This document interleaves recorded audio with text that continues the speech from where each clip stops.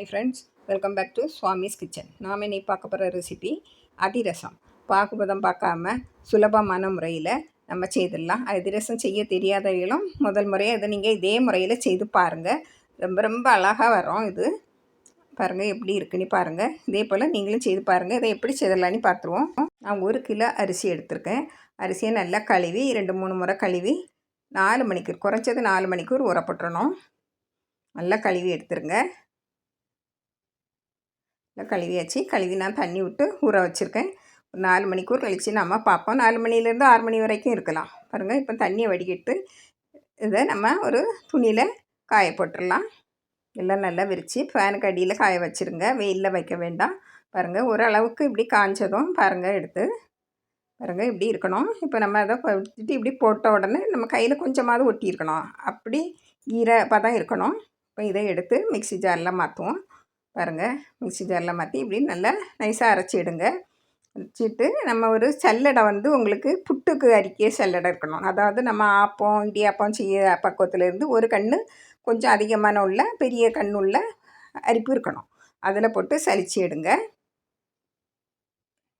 பாருங்கள், பொட்டி கண் உள்ளது வேண்டாம். அதில் கூட ஒரு கன்று பாயிண்ட் கூட உள்ள கண்ணை எடுத்தால் போதும். இப்படியே அரைச்சிடுங்க. இப்படியே நம்ம எல்லாம் பாருங்கள், இந்த மாவு நல்ல ஈரப்பசமாக பதமாக இருக்கணும். இப்போ அடுத்ததையும் நான் சலிச்சாச்சு. இப்படி நான் 1 கிலோ அரிசி போட்டேன். 1 கிலோ அரிசியும் நம்ம இப்படி சலித்து எடுத்துடலாம். இப்படி எல்லாமே சலித்து எடுத்தாச்சு. பாருங்கள், மாவு எப்படி இருக்குன்னு நல்ல ஈரப்பதமாக இருக்கணும். இப்படி பிடிச்சா இப்படி பிடிபடணும். இதை இப்போ ஒரு பாத்திரத்தில் மாற்றிடுவோம். மாற்றி அழுத்தி அதை ஒரு சைடில் வச்சுருவோம். மூடி அழுத்தி வச்சு விட்டுருங்க. இதை ஒரு கரையில் இருக்கட்டும், மூடி வச்சுருங்க. இப்போ நான் இதுக்கு 600 கிராம் மண்டை வெல்லம் எடுத்துருக்கேன். இப்படிப்பட்ட வெல்லம் இது நல்லாயிருக்கும் இந்த அதிரசத்துக்கு. இப்படி அதை நல்லா பொடிச்சு வச்சுருக்கேன். 1 கிலோ அரிசிக்கு 600 கிராம் வெல்லம், ஒரு 1/4 கப்பு தண்ணி. இதே அளவு தண்ணி போதும். கரெக்டாக இருந்து அதிரசம். நான் இதுக்கு முந்தையே செய்து பார்த்தேன், அதனால் இது கரெக்டாக இருந்து. 1/4 கப்பு தண்ணி விட்டு நல்லா கரைச்சி விட்டுருங்க. நீங்கள் நல்லா பொடியாக எடுத்துடுங்க, அப்படின்னா சீக்கிரமாக கரைஞ்சிரும். நம்ம பாகுபதம் எதுவுமே பார்க்க வேண்டாம். நல்லா கரைஞ்சிருக்கணும். எல்லாம் நல்லா கரைஞ்சி வரணும், அவ்வளோதான். இப்போ இதை சிம்மில் போட்டுருங்க. சிம்மில் அப்படி கிடக்கட்டு. இதை நம்ம மாவில் சேர்க்க வேண்டிய பொருளை பார்த்துருவோம். நான் 1 டேபிள் ஸ்பூன் கருப்பு எள் எடுத்திருக்கேன். அதையும் மாவு மேலே போட்டுறேன். 1 டீஸ்பூன் ஏலக்காய் பொடி. ஒரு 6 ஏலக்காய் நீங்கள் மாவு கூட அரிசி கூட சேர்த்து அரைச்சனாலும் அரைச்சிக்கலாம். இப்போ 1 டேபிள் ஸ்பூன் சுக்கு பொடி, அதை நான் சலித்து போட்டிருக்கேன். அதை நம்ம மாவு கூட சேர்த்து அரைக்கனாலும் அரைச்சிக்கலாம். இப்போ எல்லாம் ஒன்று போல் கலந்து விட்டுருவோம். நல்லா கலந்து விட்டுருங்க. இருக்கட்டு. இப்போ நம்ம காய்ச்சி வச்ச வெள்ளை தண்ணியை அப்படியே விட்டுருவோம். பாகு நம்ம ஒன்றுமே பதம் பார்க்கல, அப்படியே விட்டுருங்க. முதல்ல பார்த்து விடுங்க. பாருங்கள், நல்லா வடிகட்டி அப்படியே சூடோட அந்த நம்ம அடுப்புலேருந்து இறக்கி அப்படியே விட்டுறணும். விட்டுட்டு நீங்கள் நல்லா ஒரு கரண்டி எடுத்து நல்லா கலந்து விடுங்க. எனக்கு 1 கிலோ அரிசிக்கு நான் 1/4 கப்பு தண்ணி விட்டு காய்ச்ச வெள்ளை தண்ணி கரெக்டாக இருந்து. பாருங்கள், இன்னும் கொஞ்சம் இருக்குது, அதையும் விட்டுருவேன். அதையும் நல்லா கலந்து விடுங்க. கையில் பற்றக்கூடாது. வெள்ளை தண்ணி பாருங்கள், இப்படி நல்லா கலந்து விட்டுருங்க. இப்படி நல்லா கெட்டியாக இருக்கணும்.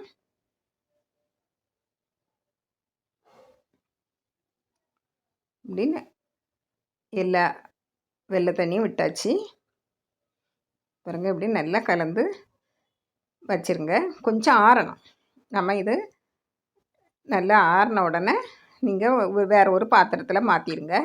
பாருங்கள், நான் இப்போ கொஞ்சம் மாறி இருக்குது. வேறு ஒரு பாத்திரத்தில் மாற்றி நல்லா கொஞ்சம் ஆறின பிறகு அதுக்கு மேலே கொஞ்சமாக நெய் விட்டு மூடி வச்சிடலாம்.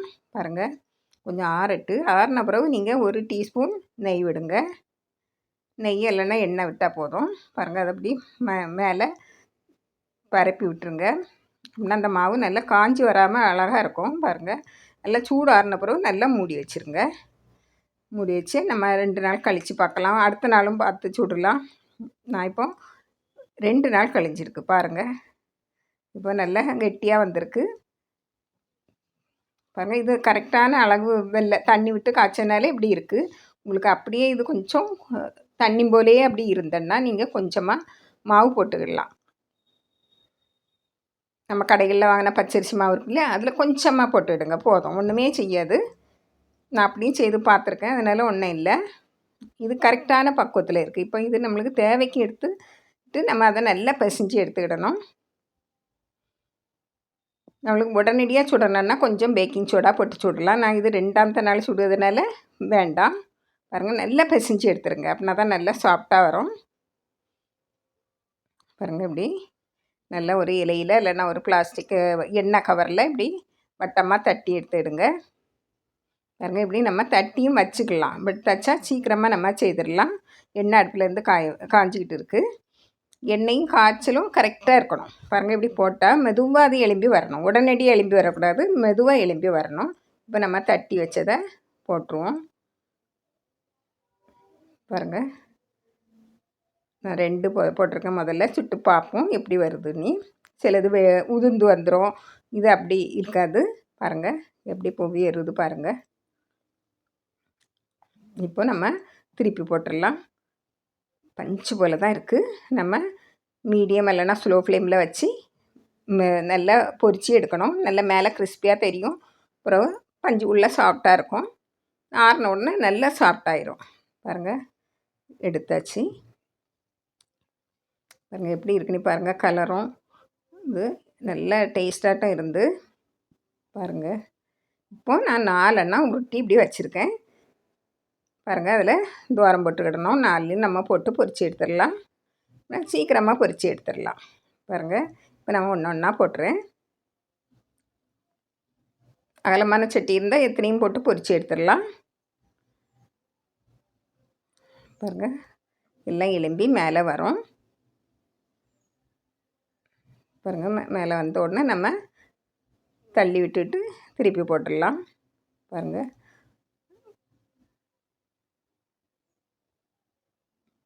அடிக்கனமான சட்டினா மீடியம் ஃப்ளேமில் வைங்க. அடிக்கனம் குறவு சட்டின்னா நீங்கள் ஸ்லோ ஃப்ளேமில் வச்சு தான் பொரித்து எடுக்கணும். இதை இல்லைன்னா உள்ளே வேகாமல் இருக்கும்.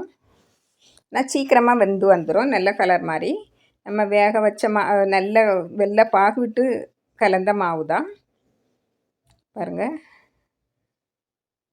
இப்படி திருப்பி திருப்பி விட்டுடுங்க. அப்படின்னா தான் எல்லா கரைக்கும் ஒன்று போல் நல்ல கலர் மாதிரி அழகாக வரும். பாருங்கள் எப்படி இருக்குன்னு பாருங்கள்.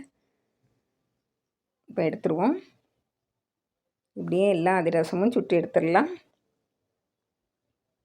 பாருங்கள், நான் தேவைக்கு சுட்டு எடுத்தாச்சு. உங்களுக்கு எல்லாம் சுட்டு எடுக்கணுன்னா எல்லாம் சுட்டு எடுத்துடலாம். பாருங்கள் எப்படி இருக்குன்னு பாருங்கள். இப்போ நல்லா மேலே கிறிஸ்பியாக இருக்குது, உள்ளே சாஃப்டாக இருக்குது.